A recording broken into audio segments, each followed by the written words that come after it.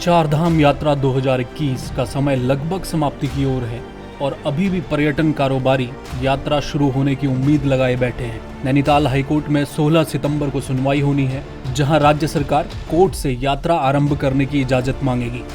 चारधाम यात्रा का मामला कोर्ट में चल रहा है, लेकिन यात्रा को लेकर भाजपा और कांग्रेस के बीच जबरदस्त लड़ाई चल रही है।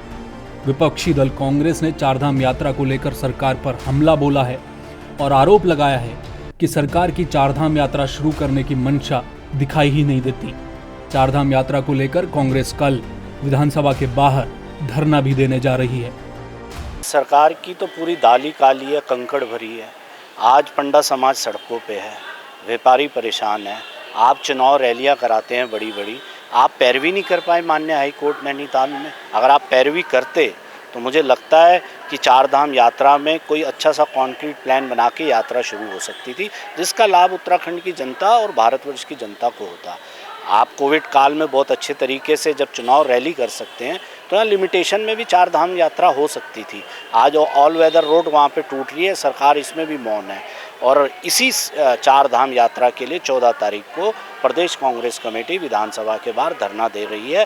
चुनावी वर्ष है, प्रदेश में रोजगार सबसे बड़ा मुद्दा बना हुआ है और चारधाम यात्रा सूबे के पर्यटन व्यवसाय की रीढ़ मानी जाती है।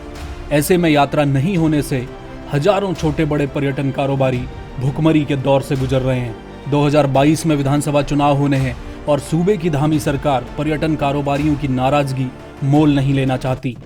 सत्ताधारी भाजपा की नजर कोर्ट पर है कि किसी भी तरह यात्रा शुरू हो जाए और इस झमेले से बाहर निकला जाए।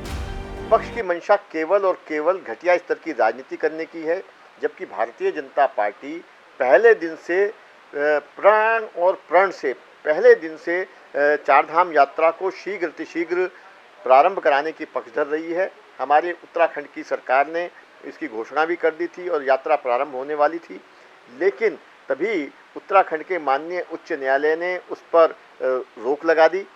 हमने चारधाम यात्रा को शीघ्र शुरू कराने के उद्देश्य से, ताकि जनता को, तीर्थयात्रियों को, हक हकूकधारियों को, सबको राहत मिले, हमने उच्चतम न्यायालय से अपनी SLP वापस ली हमारी सरकार ने, और पुनः हम उच्च न्यायालय उत्तराखंड से अनुरोध कर रहे हैं कि शीघ्र जो रोक चारधाम यात्रा पर लगाई गई है उसको हटाएं, ताकि हम अपने प्रदेश में चारधाम यात्रा शीघ्र प्रारंभ कर सकें, जिससे प्रदेशवासियों का भी, तीर्थयात्रियों का भी, पर्यटकों का भी, हक हकूकदारियों का भी, सबका भला हो और लोग दर्शन लाभ कर सकें। कोरोना काल निपटने के बाद बीती 1 जुलाई से यात्रा आरंभ होनी थी, मगर सरकार की लचर तैयारियों के चलते कोर्ट ने यात्रा पर रोक लगा दी। अब 16 तारीख को सरकार इस मामले में कोर्ट के सामने अपना पक्ष रखेगी। बताया ये जा रहा है कि कोर्ट सरकार की तैयारियों को देखते हुए इस बार यात्रा आरंभ करने की इजाजत दे सकती है। कैमरामैन प्रदीप बिस्ट के साथ हेमबट, जय भारत टीवी।